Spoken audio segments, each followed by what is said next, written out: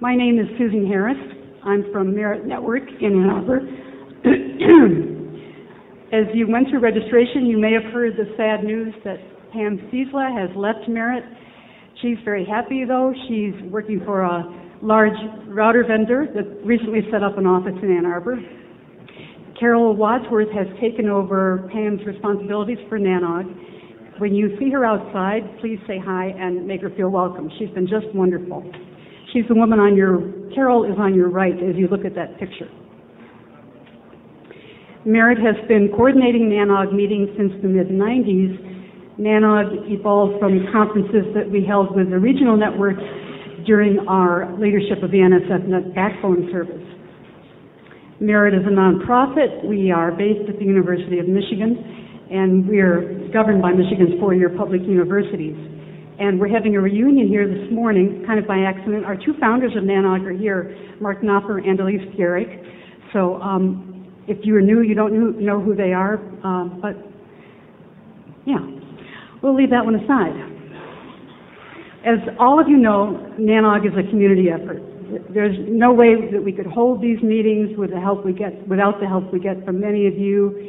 Many of you contribute links for our collection of web resources, and of course we all enjoy contributing to the NANOG email list. And this is where I would like to focus just a bit this morning as we continue our highly successful campaign to improve signal to noise on the NANOG list, or SISNL. This campaign was actually launched by Craig Labovitz a couple of years ago at our Atlanta meeting. At that time, we were concerned about large growth in volume on the email list, as well as an accompanying degradation in quality of the messages. It seemed that many of them were veering off topic. In other words, they did not deal directly with Internet backbone operations. So we created our NANOG pre-posting guide. Questions you can ask yourself before you post that message. Yeah, I know you know which is the most.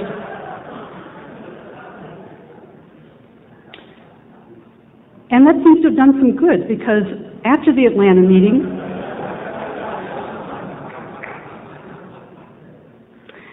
this chart, of course, shows monthly messages to the list over the years since we were created.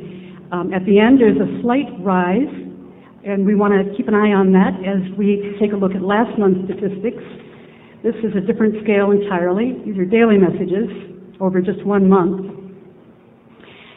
If you consider that the average number of messages sent to the list over the years has been 13, you can see we are way over the top here a couple of times, many times. That big spike where we were over 45 messages a day was a discussion of a possible SendMail patch that we could use to filter attachments like the love bug. That was interesting. That was operational, but a lot of the other topics were not. They were veering off into the political and philosophical, commercial, whatever.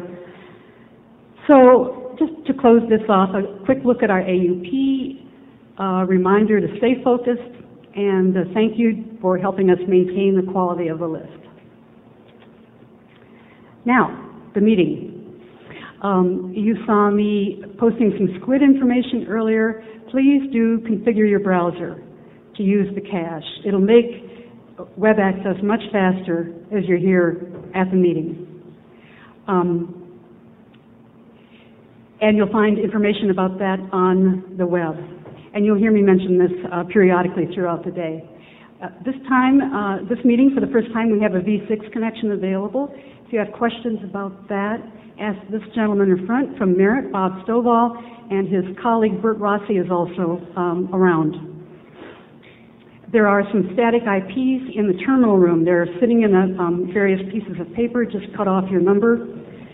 DHCP is working for the wireless. Is it working on the Ethernet? Oh, there's a problem on this side of the room. We lost some of the hubs. Overnight, something magic happened. We're working on that. They'll be back. It was working yesterday. Our apologies for that.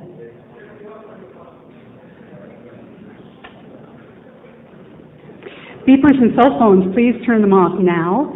As you remember from previous meetings, the slides for most talks are linked off the agenda page, but they will not be made live until just before the actual presentation. Tonight's schedule will be in beer at 5:30, followed by the boss at 7:30. Also, for the first time, we have our conference evaluations online.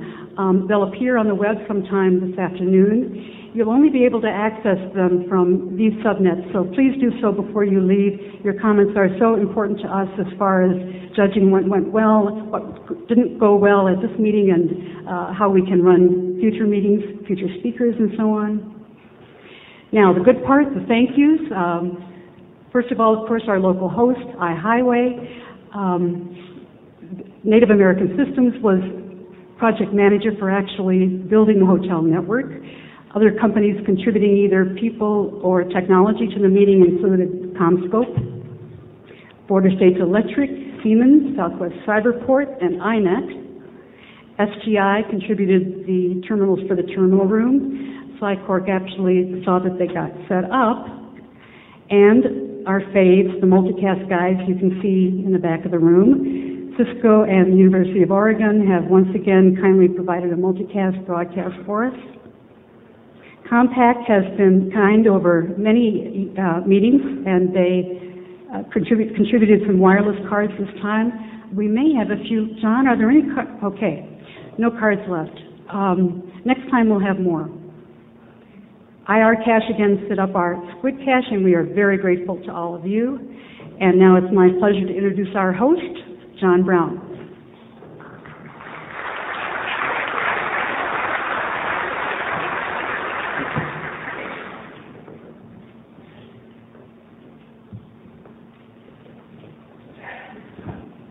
Can the soundboard turn up the remote mic?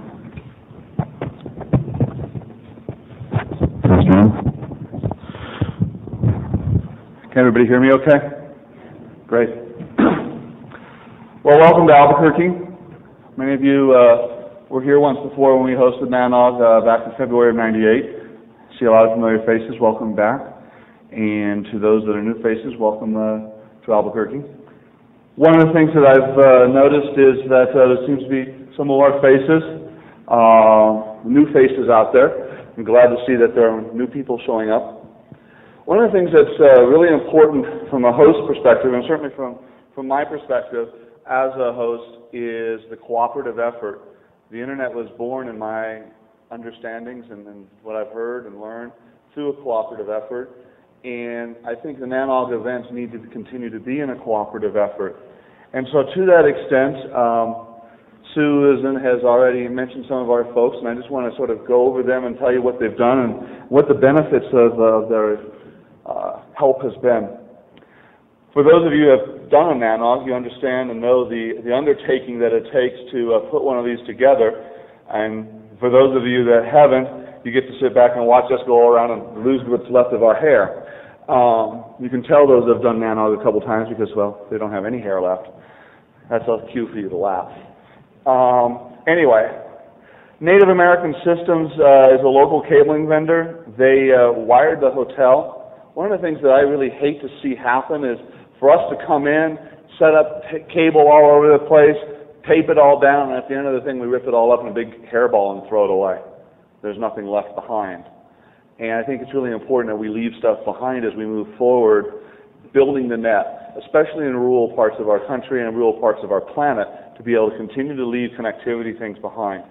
So graciously, Native American Systems donated the time, the labor. They helped coordinate putting together the extra vendors to permanently wire this hotel. This hotel now is the second hotel in Albuquerque to have Internet access, 100 megabit Ethernet to all the meeting rooms. The other hotel, by the way, was the Crown Plaza. Thank you. The other hotel is the Crown Plaza, which many of you will remember as where NANOG 12 was when we hosted it. So we're trying to leave behind something that's more than just, oh yeah, all those guys in T-shirts and shorts showed up, drank a lot of beer, and raised a bunch of hell, and moved on. No, we don't do that. That's right. Sorry. Siemens and CommScope, Border State Electric, they donated graciously the cabling, the jacks, everything. And this wasn't one of these quick, let's slap it together, a bunch of geeks getting together, climbing around doing it. This is a professional install, which is really good. It allows us to have continued conferences here down the road and other events. I also want to talk and thank those of folks that have come here to help. I mean, iHighway is not a 500-person or a 7,000-person company. We're a 5-person company. And so for 5 people to get together and help build this event, it's a fairly a daunting task. So we rely on our partner ISPs trying to build a community of providers. And so I want to thank Mike Spin and Matt from SpinNet. I want to thank Dave Cates, wherever he's running around here, helping with the wiring in here, from iNet of New Mexico. He drove all the way in from Clovis, New Mexico, which is about 300 miles. I want to thank the guys and gals over at Southwest Cyberport, another ISP here in town that have helped build and put things together and donate the time and the labor to do that from the local perspective. I also want to thank my staff because they've done an excellent job, and it's very proud to work with a good set of people and a good team. One of the things that I like about Nanog is that we all need to walk away with here learning something new, having something left in our brain. And one of the things that was really exciting about this Nanog for me is IPv6 and multicast. And certainly the multicast crew in the back from the University of Oregon deserves a big round of applause for helping getting things set up and doing that.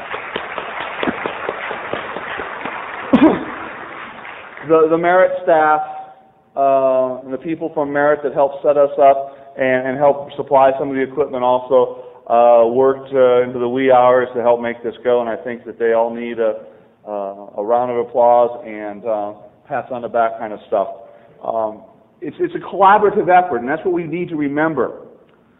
We're all out there trying to become .com rich in one form or another to some respect, but we have to remember that there's a community out there, there's a community of engineers, there's a community of users, and it's not just a local community, it's a global community.